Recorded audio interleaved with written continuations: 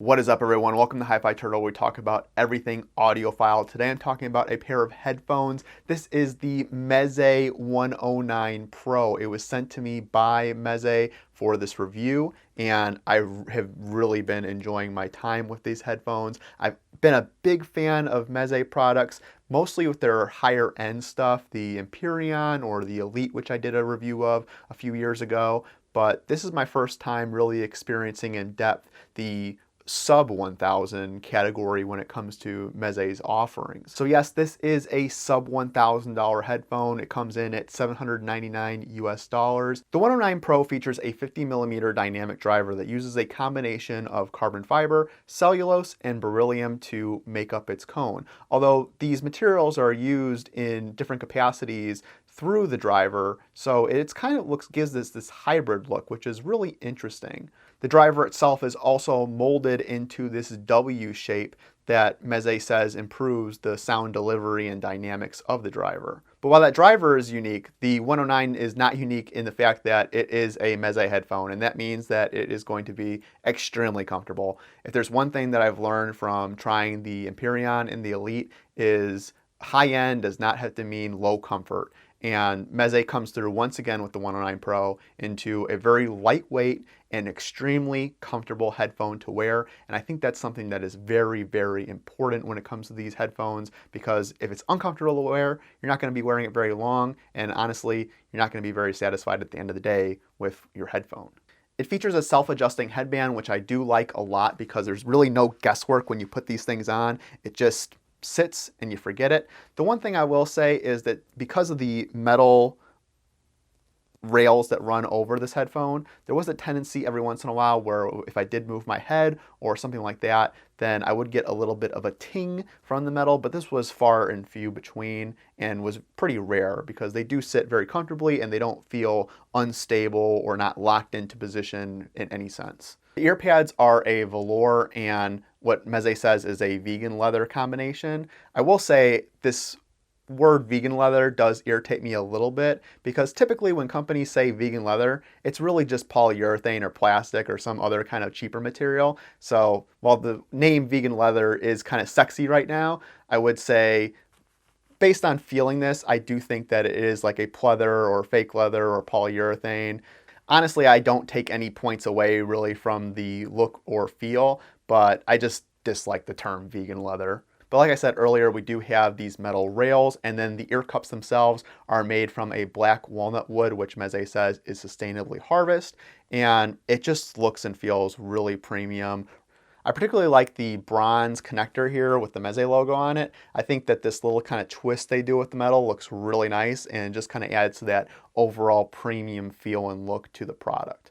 These are designed and made in Romania, and Meze calls out to their Romanian roots both in the manual and on the box itself with this geometric pattern that Meze explains is something from very fine craftsmen of the olden days of Romania. The manual has this really nice story and explanation about the headphones, all the research that goes into it, with really nice pictures and details, both people using the headphones, as well as images from Romania and images of the headphone, the driver exploded, really cool stuff. It also includes a hard shell case for the headphones, which was really nice. I do like the inside velour feel. It's really fun to run your fingers through that. The connectors into the ear cups are terminated in a mono 3.5mm, and then there are two different lengths of cables that are included. No balance cable, only a 3.5mm, although it does include an adapter for 1/4 inch. For my listening, I primarily use my Sim Audio 230 HAD, as well as the Sim Audio 230 HAD as an amplifier only, and then supplementing the DAC portion with the Gold Note DS10. The profile of the 109 is more neutral to bright, and I thought it was very, very different than the OG Focal Clear, as well as my old Odyssey LCD2s. There's a tremendous amount of detail in the upper mid-range and treble area where you don't feel like it is sibilant or that it is grainy in any sort of way. I felt like there was more kind of that sibilant or sharper tone when just using the 230 HAD alone, but adding the Gold Note as the primary DAC, that went away and was more smooth in that treble range.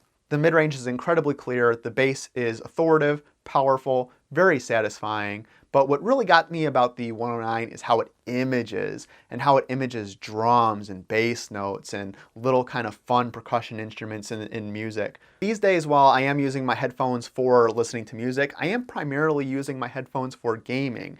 And if I pull out a game with just an extraordinary soundtrack, like the newer God of War that came out in 2018, that soundtrack is one of the best to come out in the last few years, and the orchestral pieces that are in there felt like that the orchestra was definitely completely fleshed out, very present, and had very precise parts where you could pick out where that instrumentation was. The separation of instrumentation was just gorgeous. Really, really enjoyed my experience listening to that soundtrack with the 109s. That being said, while the imaging I feel like is the 109's biggest selling point and really strong and gripping feature, it doesn't have the widest soundstage and does give me a little bit more of that kind of in the head feel listening to the headphone, where with the Focal Clear OG I do feel a more expansive soundstage, albeit not as precise or detailed, especially in the treble and upper mids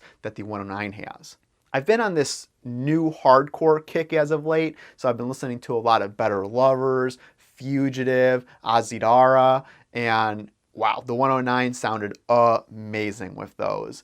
The imaging, the image separation, the aggressiveness, the treble detail, the mid-range detail, just beautiful, gorgeous. Listening to tracks like Blast Furnace and 30 Under 13, switching back to the Focal OG clears made me almost feel like they were broken, because the amount of detail that I was getting out of the 109s was actually much better than the Focal clears.